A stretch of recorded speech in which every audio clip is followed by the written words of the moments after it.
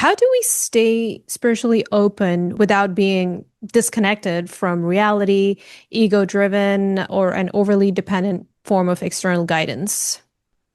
There are a few pieces to this. The first is it's a fascinating question you're asking because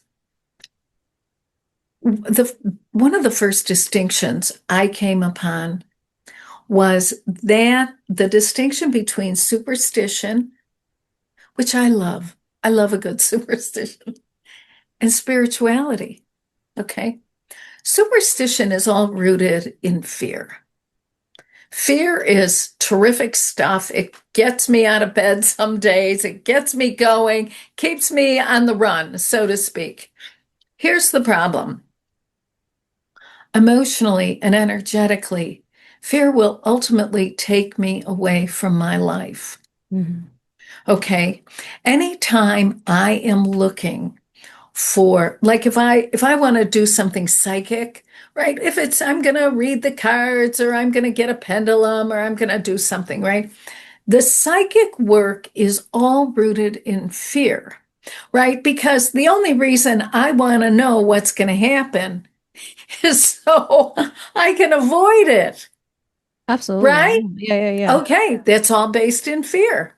If I'm not afraid, I'm not going to go to the psychic. However, if what I'm interested is the spiritual, which is the word spiritual, fascinating word, it's based on the word love.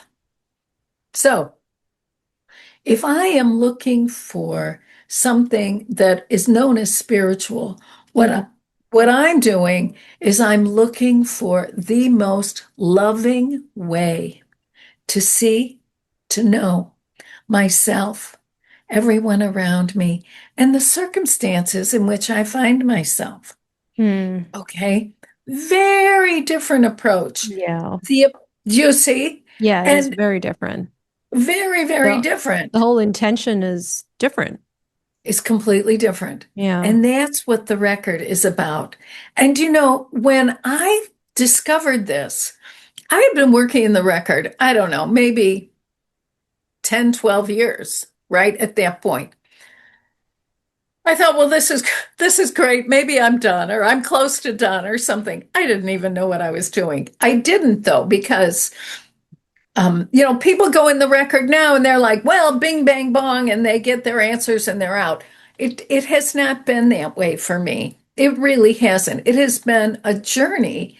Obviously, it has been a process of growing into what I've discovered. So here was the thing. This is so funny. So here I am. My father is dying, right? Mhm. I am second of eight. I have five sisters. Everybody has an idea, right? Five sisters, Five plenty of sisters. karma, Wow. right? But the thing is, everyone has an idea about what they're going to do and how we should all handle this like that. Okay. And then on the other hand, I have this son who was about five at the time. Now he's in his 30s. But here was the thing. My son is a very creative person. And so every day the challenge was, how do I discipline him? If you know anything about a 5-year-old, they're like swinging from the chandeliers, Yep. Yep. generally speaking. Yeah. Hmm. Okay. How do I'm I an do aunt, that? so I know. Right?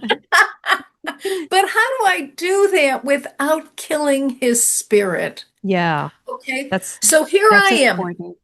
This is really very important to me. And I'm walking through this, and every day I get up, I have goals and I have Yeah. intentions, and I'm going to live up to my spiritual, whatever, ideals, right?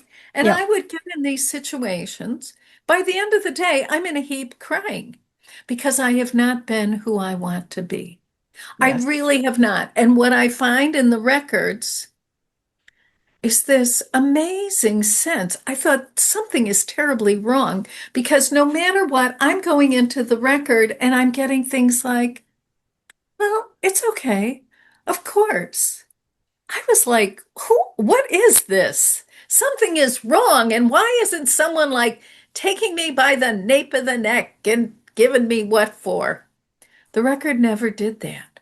For a long time, really long time, I would go into the record almost every day. And almost every day, my answers, the guidance I would get would be kind. There was a kindness in there I was not equipped for. I've had to grow into this sense of being so loved and accepted that I never had. I really didn't.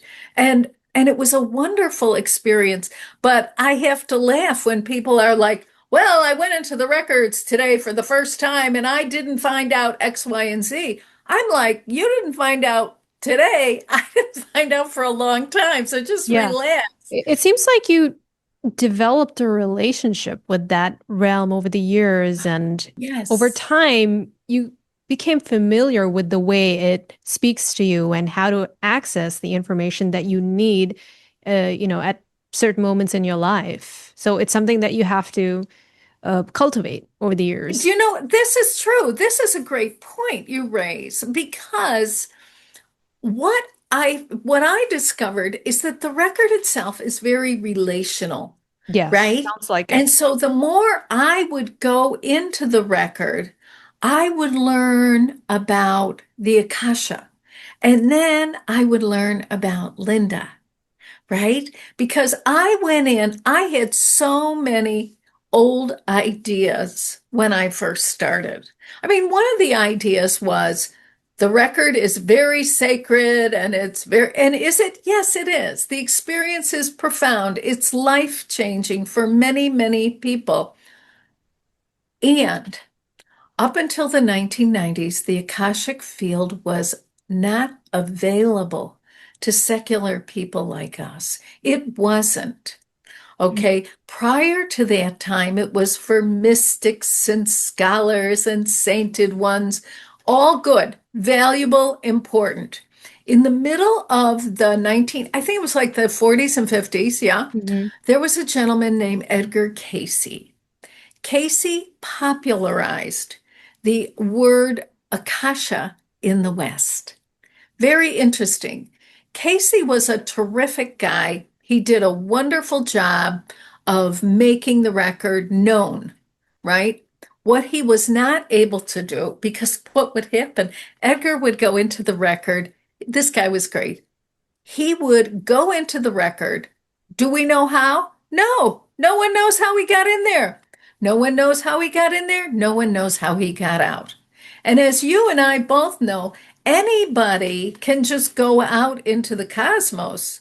Can anybody come back? Well, we hope so.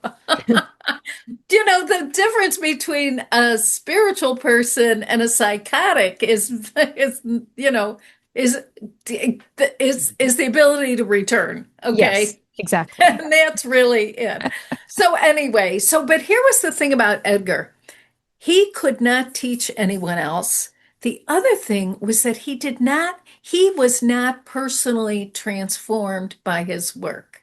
Hmm. He wasn't, right? And so what happened, you know, he would go and he would have his sister, I believe it was, or there was a woman there sitting with him making notes as he talked. I thought, Edgar, you're living the dream, buddy. Anyway, he did a great service for Hmm. many of us, right? Okay. And in the book, you know, I talk about the connection to all the mainstream religions, and there was, you know, we can go What are on the and on. origins? What are the earliest origins of the Akashic The record? earliest origin, now this is fascinating to me, it's all fascinating, right? But it turns out that the Akashic record was identified in the West, okay? I mean, I'm from Chicago, I'm going to talk about the West primarily. However, the Akasha was identified as the field by Plato and Socrates. Wow, Okay, so that far we're back. talking, okay, so we're talking a while now. Yeah. And then if we look at the Eastern religions, okay, in the Eastern religions, as you know, there are many traditions that are tens of thousands of years Yeah. old. Hmm. Here's the thing. They refer to the Akasha. Akasha means sky, or that's what it can mean in the East. However, they would refer to the Akasha, but they could not tell anyone how to connect with it.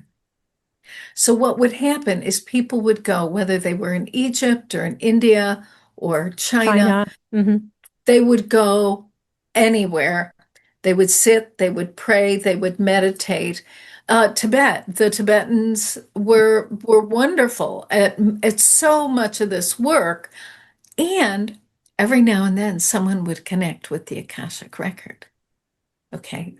And they would know it. And they would come back from this state and they would be like, wait a minute. And they would share it. And then, but they were not able to communicate to others how to make that connection until the 90s. Okay. In the United States. And so the first part was that people were able to connect with the mind of the Akasha. Is this good? Yes, it's wonderful. It's great.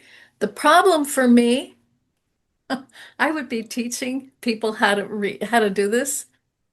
Oh, they would be crying because the reader would look at like the wall or something and Yeah. be reading to them, you need to do this and you need to do that. And the person, so emotionally, there was an emotional disconnect Hmm. that was repaired and restored in 2001 with the advent of the pathway prayer process, which is the prayer that I teach, and I have been teaching successfully, since 2001, which is, but you know what else is funny? I just have to tell you, I think this is an amazing feature of the record.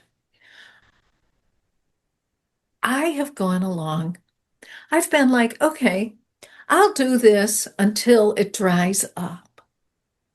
It's never dried up. Never tried Just out. when I think because I'm a person, I have thoughts, and my mind is like, well, what are you going to do next? And all this, For a long time, I had a suit hanging in the closet. I thought at some point I'm going to have to go get a job because this Akashic thing, whatever this is, I didn't even know what I was doing, Yeah. right? And here I am, you Yeah. know, And how many books later? And it turns out I'm a specialist because I don't do the records and anything else. I just do the sure. records Yeah. because it works.